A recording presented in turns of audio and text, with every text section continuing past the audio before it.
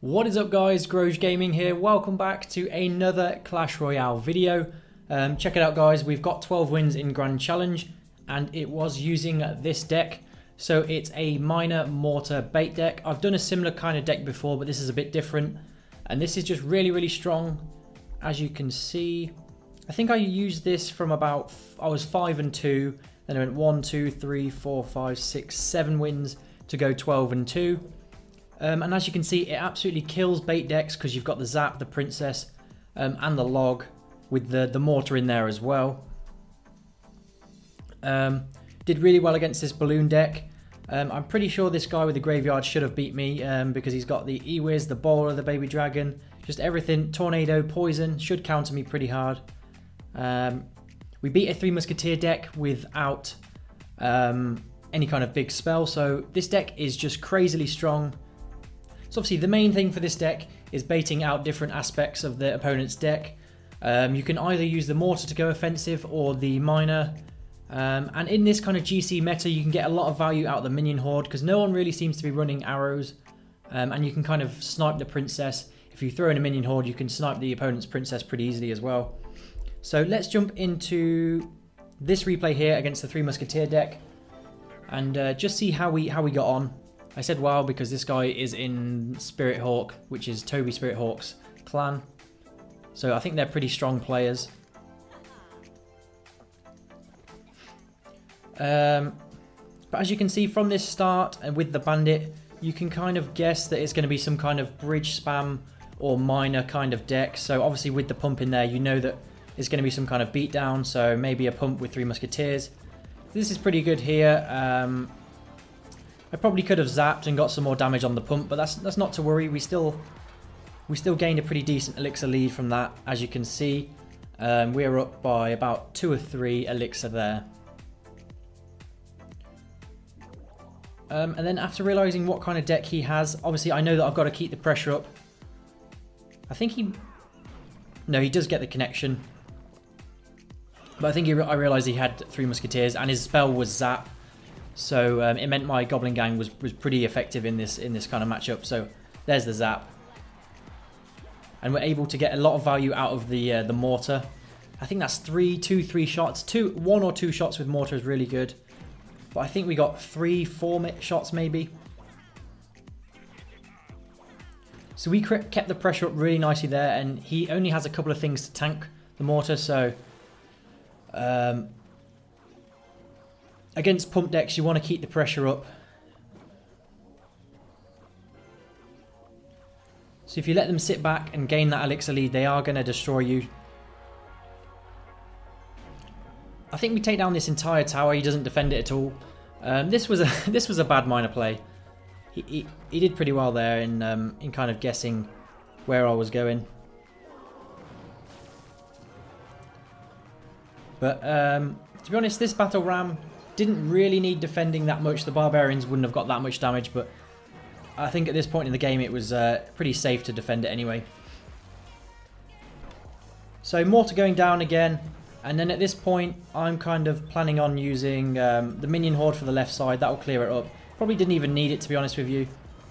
But he gave me the bat zap value in there, if you could say that. Well played, Bandit, there. That was some good pressure. But I know that he doesn't have a big spell. So as long as I defend this last kind of push, then we're going to win this game. That's pretty much what Clash Royale is about. You've just got to realise what your opponent does have, what his cycle's like. So obviously I've realised at this, I realised right from the start that I need to keep the pressure up, get the damage done and stop him from pumping. So that was a pretty nice win. And then we'll show it against bait. Because mortar is obviously very good against bait decks. Because they have a lot of squishy troops, a lot of splashable troops. And we have the zap and the log as well. But I think I kind of turned this into more of a miner deck.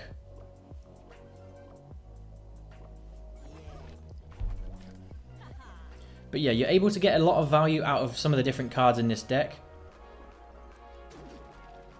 This was a bit of a silly play. I don't really know why I did that. But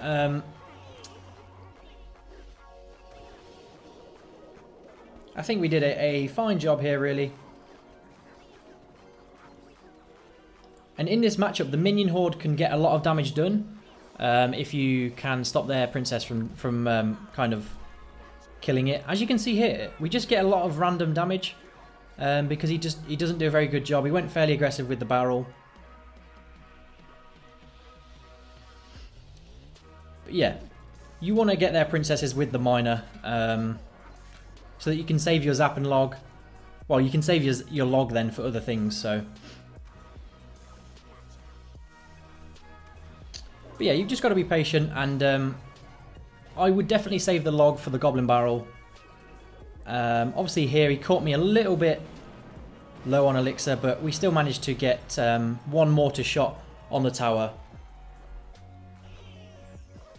And then he kind of gives me the elixir back here with the zap value. I think I was 2 for 4. So that's really, really good. We've evened it up in elixir, but I'm ahead on damage. And I think in a bit we get a princess snipe, so that was a really good prediction. You'll probably see it soon. But in this matchup, you can definitely use your princess to apply a bit of pressure there. We get a bit of damage for a -1 elixir, so... and there's nothing he can do about that Goblin barrel. It's always going to get shut down when he's used his log. So I realise here that he's got some stuff to deal with on that side, and then we throw in the Minion Horde, and then we get that miner right onto the princess so that the Minion Horde becomes extremely dangerous. He's used the Goblin gang, so that's pretty much all of his air defense gone. That was a bad zap by me. I was trying to zap the rest of the Goblin gang away. But yeah, you see how much damage we got done there? It was pretty decent.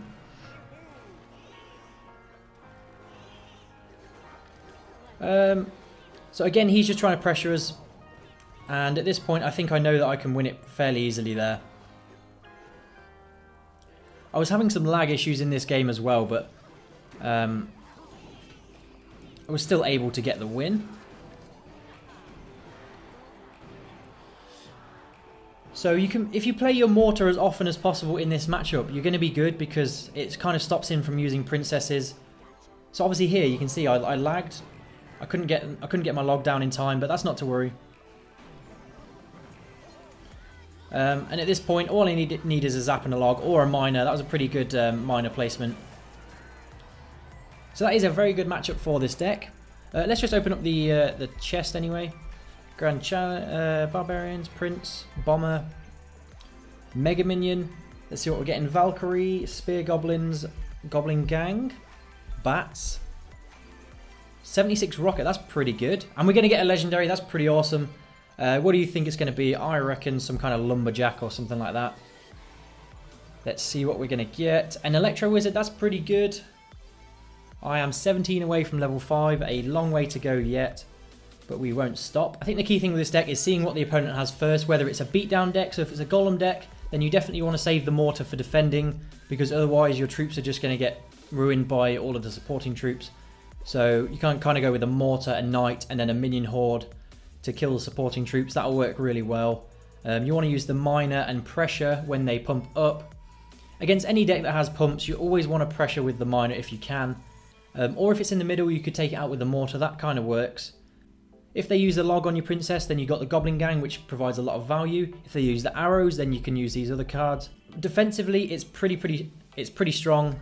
You can use the knight to protect all your softer troops from things like bowlers or baby dragons. But I think what we're going to do is just jump into a live game. Let's shoot this guy good luck and see how we can get on. Obviously, this deck does have the potential to be kind of hard countered. If someone's got log and just, I don't know, log, zap, arrows, fireball, you'd be pretty screwed. I think we're going to let that go for now. I'm going to go mortar same lane as princess because this might bait out some kind of a log. There we go. And then we're going to come in with the minion horde. And this should actually be pretty good. The miner's going to tank for the 3 minions, and we're going to get an incredible amount of damage on that tower. Check it out, guys. We're going to let those goblins do their thing because we've expended a fair amount of elixir. It's just going to get a couple of chip shots. Just the one chip shot, so that's pretty good. But as you can see, you can punish pretty early on with this deck because some people just don't know that you're going to have that minion horde there. So I don't know whether he's given up already, but let's see. No, he hasn't given up just yet. That's pretty decent. Let's go in. So opposite lane princess because he has the poison. I don't want him to get the poison value over there. So Pekka.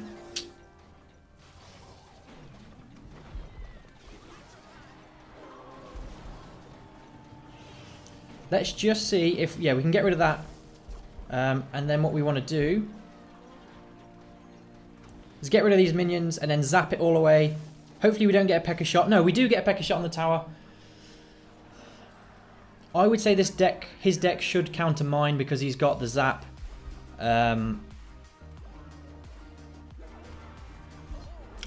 He's got the zap, the poison, the electro wizard, so in all honesty, I do think he should be winning.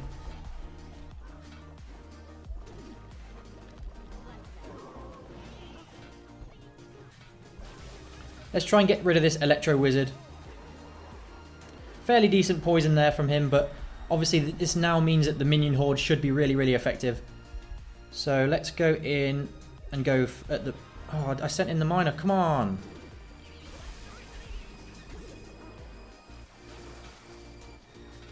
So I don't know what happened there, but I did have the miner selected, but it just didn't want to go down. So we should be able to get the win, I think.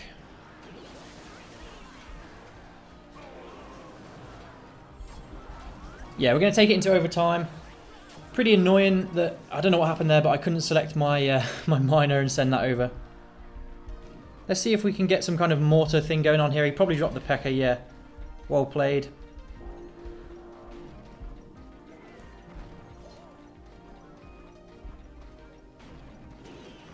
But let's actually get the princess in there for the minions.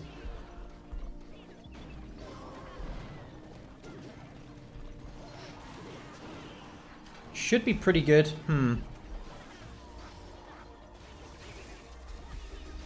Minion horde going to do a really nice job for us. Then we're going to send in a miner. Okay, that's pretty good from him, I have to say. Should take out the electro wizard. And this is a really hard matchup, I'm not going to lie. I'm struggling to get too much going. I'm not really sure what he's used, but let's...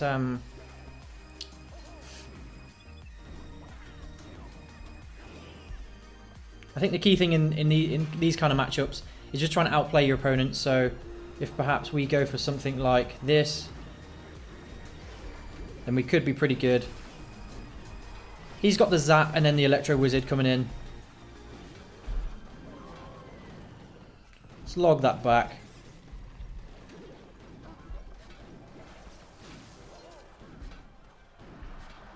And then do this.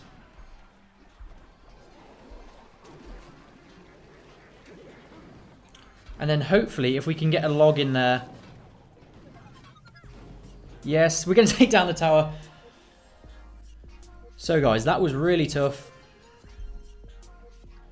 But when people have all these different answers to your deck, you can still win. So obviously you've got the poison, the E-Wiz, the zap, the miner for the princess. You can still definitely pull off a pretty decent win. Let's go in for another game and just see what happens. Split the Goblin gang at the back. That's a fairly decent move to make. I like to kind of keep my knight sometimes for... just kind of protects you against some of the... some of the bigger troops, like Executioner and all that. Opposite lane princess. We're going to have to let that knight go and then see what we can do for defending against.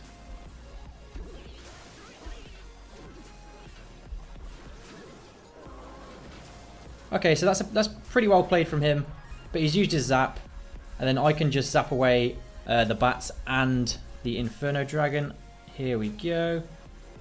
So that's not going to get any damage on the tower, really. Just a little bit. We've got more minor chip damage going on.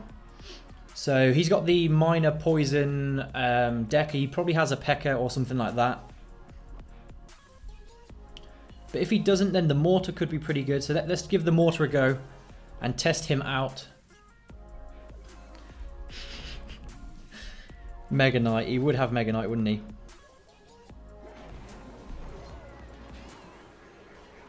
So the minions should get a decent bit of value. 3 of them are going to get taken out, or a couple of them anyway.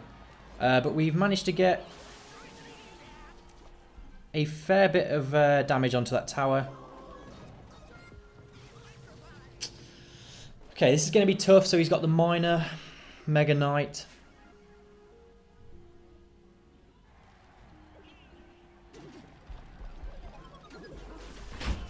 So he went in for a pretty crazy zap. I'm just not sure that was... let's see what we can do.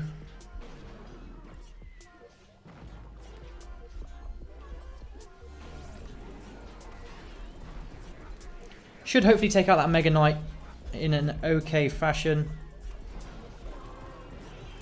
Let's protect that princess. Yeah, really nice there. Let's get another mortar down. And hopefully this should lock onto the tower pretty easily. There shouldn't be a Mega Knight in rotation. And then what we're going to do is get the Minion Horde down. With the Miner... No, so the Minion Horde is going to get taken out. What?